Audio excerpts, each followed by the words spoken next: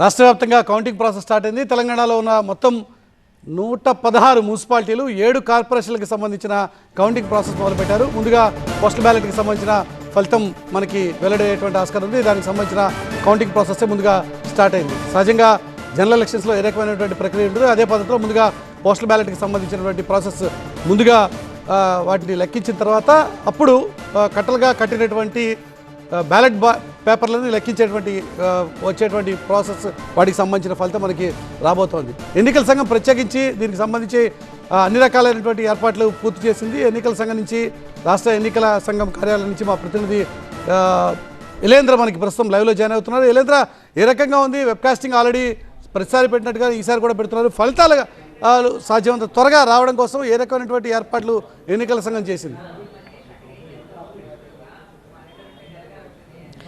Right, municipal ఎన్నికలకు సంబంధించి counting సంబంధించి ఫలితాలకు సంబంధించి త్వరగా వచ్చేందుకు ఎన్నికల సంఘం దీనికి సంబంధించి క్లియర్ అండ్ కట్ ఫలితాలు వచ్చేందుకు ప్రత్యేక ఏర్పాట్లు అయితే చేసింది. ఒకసారి మనం గమనించవచ్చు. అంటే ఒకసారి వెబ్కాస్టింగ్ ద్వారా కూడా ఇక్కడ పర్యవేక్షిస్తున్నటువంటి పరిస్థితి. ఆల్రెడీ ఓట్ల లెక్కింపు అనేది ప్రారంభమైంది. పోస్టల్ బ్యాలెట్ తీసి కౌంట్ చేస్తున్నటువంటి పరిస్థితి ప్రస్తుతం మనం ఇక్కడ మల్కాజ్గిరికి సంబంధించినటువంటి మల్కాజ్గిరి జిల్లాలో మున్సిపాలిటీకి సంబంధించినటువంటి చూడొచ్చు. సో వీటన్నిటికి సంబంధించి ఎన్ని వార్డులు ఉంటే అన్ని టేబుల్స్ ఏర్పాటు చేసుకొని ఫలితాలు త్వరగా వచ్చే విధంగా ఏర్పాట్లు చేసుకోవాలనేది ఎలక్షన్ కమిషన్ నుంచి జిల్లా ఎన్నికల అధికారులకు ఆదేశాలు వెళ్ళినటువంటి పరిస్థితి. సో కరీంనగర్, నిజామాబాద్ ఏదైతే కార్పొరేషన్లు ఉన్నాయో అక్కడ 66-60 వార్డ్స్ వరకు ఉన్నాయి. సో అక్కడ 66 ఉంటే 66 టేబుల్స్ ఏర్పాటు చేసుకుంటే ఈజీగా, అంటే ఫస్ట్ రౌండ్ సెకండ్ రౌండ్లో పూర్తిగా దీనికి సంబంధించినటువంటి ఫలితాలు వచ్చే విధంగా ఏర్పాట్లు చేసినట్టు తెలుస్తుంది. అంటే ఎక్కడైనా అక్కడ ఉన్నటువంటి వార్డ్స్, దానికి సంబంధించి అక్కడ ఉన్నటువంటి ఓటర్లు, ఆ రెండే కీలకంగా మారుతున్నాయి. ఆ రెండింటిని బట్టి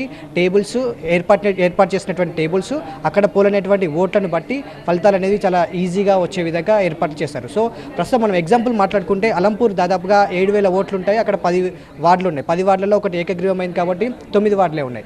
9 వార్డులకు సంబంధించి 7,000 ఓట్లు మాత్రమే ఉన్నాయి కాబట్టి అది మొదటి రౌండ్లో, అంటే ఇప్పుడు లెక్కింపు ప్రారంభమైంది కాబట్టి పోస్టల్ బ్యాలెట్ ఒక హాఫ్ అన్ అవర్ టైం తీసుకున్నా, మిగతా టైంకి అంటే బెండలు తీసుకొని 25 చొప్పున 40 కట్టలు ప్రత్యేకంగా ఏర్పాటు చేసి వాటి అన్నింటంటే 1000 ఓట్ల చొప్పున ఒక్కొక్కసారి లెక్కిస్తుంటారు. సో మొదటి టేబుల్ నుంచి మొదటి రౌండ్లోనే అలంపూర్ సంబంధించినటువంటి రిజల్ట్ వచ్చే అవకాశం ఉంటుంది. అంటే దానికి ఒక మ్యాక్సిమం గంటన్నర సమయం పట్టే అవకాశం ఉంటుంది. అంటే అలంపూర్ నుంచి మనకి రిజల్ట్స్ రావడం అనేది ప్రారంభమవుతుంది. ఆ తర్వాత మెల్లిమెల్లిగా మిగతాకు సంబంధించినటువంటి మున్సిపాలిటీలు కావచ్చు, కార్పొరేషన్లో వచ్చే ఉంది. లేట్గా అయితే కార్పొరేషన్కి సంబంధించినటువంటి, ఎందుకంటే 60కి పైగానే యావరేజ్గా 60-66 వరకు కూడా వార్డ్స్ ఉన్నటువంటి నేపథ్యంలో పెద్ద వార్డ్స్ ఉన్నాయి. ఓటర్లు కూడా ఆ స్థాయిలోనే ఉన్నాయి. దాదాపుగా 1,20,000 నుంచి 2,20,000 వరకు కూడా ఓటర్లు ఉన్నటువంటి నేపథ్యంలో అవి కొంచెం లేట్ అవ్వచ్చు. అంటే అది కూడా ఒక మధ్యాహ్నం 2-3 వరకు కూడా క్లియర్ కట్ ఒక ట్రెండ్ కనిపించే అవకాశం అయితే కనిపిస్తుంది. సో మున్సిపాలిటీలకు సంబంధించి అలంపూర్ నుంచి స్టార్ట్ అయితే దాదాపుగా మిగతావి కూడా 12-1 గంట వరకు కూడా దాదాపుగా 4 రౌండ్లు మ్యాక్సిమం చొప్పున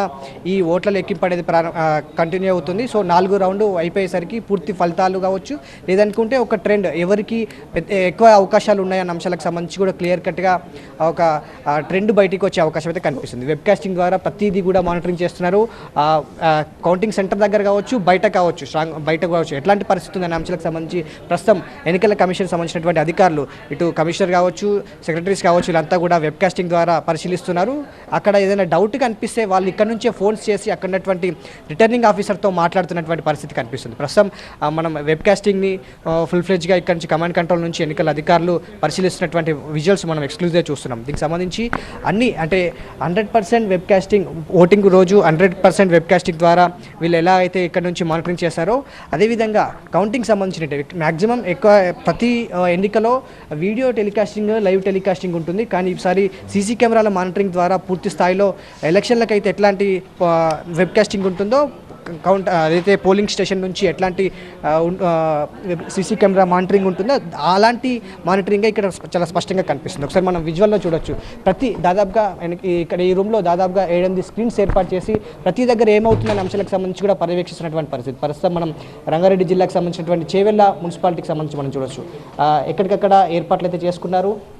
ఇక్కడ స్ట్రాంగ్ రూమ్ బయట, అంటే కౌంటింగ్ రూమ్ బయట కూడా ఎట్లాంటి పరిస్థితి ఉంది, ఒకవేళ అభ్యర్థులు కావచ్చు, వాళ్ళకి సంబంధించినటువంటి ఏజెంట్లు కావచ్చు, చిన్న గొడవలు తలెత్తితే కూడా అక్కడి నుంచి కూడా మానిటరింగ్ జరిగే విధంగా, అంటే ఇక్కడ నుంచి ఆ లోపలికి వెళ్లకుండా ఉండే విధంగా ఇలాంటి బయట కూడా సీసీ కెమెరా మానిటరింగ్ అనేది కనిపిస్తుంది. పూర్తి స్థాయిలో వెబ్కాస్టింగ్ ద్వారా ఈ కౌంటింగ్ ప్రక్రియ అనేది పరిశీలిస్తున్నారు. మధ్యాహ్నం 1-2 కల్లా పూర్తి ట్రెండ్, అంటే ఒక ట్రెండ్ ఎటువైపు ఉంది, ఎవరికి అవకాశం మెండుగా ఉందనే అంశాలకు సంబంధించి పూర్తిగా ఒక క్లారిటీ వచ్చే అవకాశం అయితే కనిపిస్తుంది. రైట్ ఎలేంద్ర, ప్రస్తుతం ఎన్నికల సంఘం కార్యాలయం నుంచి వెబ్కాస్టింగ్ ద్వారా మనం మానిటర్ చేస్తున్నటువంటి విజువల్స్ చూస్తున్నాం.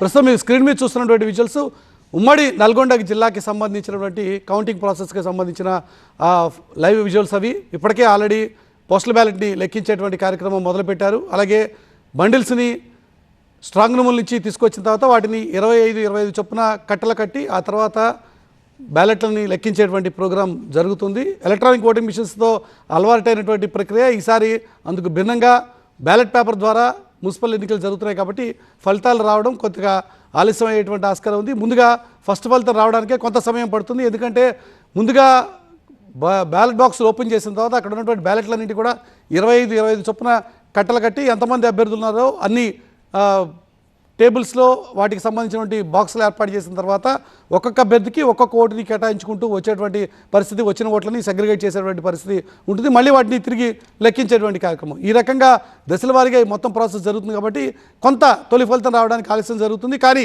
ఒకసారి వచ్చిన తర్వాత మాత్రం చాలా క్విక్గానే వస్తాయి. ఎందుకంటే ఎన్ని డివిజన్లు ఉన్నాయో అన్ని టేబుల్స్ ఏర్పాటు చేయాలని ఇప్పటికే ఎన్నికల సంఘం ఆదేశించింది కాబట్టి దానికి తగినటువంటి విధంగా కౌంటింగ్ సెంటర్లో ఏర్పాట్లన్నీ కూడా జరిగి ఉన్నాయి కాబట్టి మనకి ఫలితం చాలా క్విక్గానే వచ్చేటువంటి ఆస్కారం కనబడుతుంది. ప్రస్తుతం మీరు స్క్రీన్ మీద చూస్తున్నటువంటి ఫలితాలకు సంబంధించిన విషయానికి వస్తే ఏవైతే ఏకగ్రీవం అయ్యాయో వాటికి సంబంధించిన ఫలితాలు ఇవి. ఎక్కడి నుంచి కూడా మనకి ఇంకా పూర్తిగా ఫలితం రావడం ప్రారంభం కాలేదు. 2 కాంగ్రెస్ అకౌంట్లో ఆల్రెడీ పడ్డాయి. ఆ 2 కూడా ఏకగ్రీవం అయినటువంటి ఎన్నికలకు సంబంధించిన ఫలితాలు.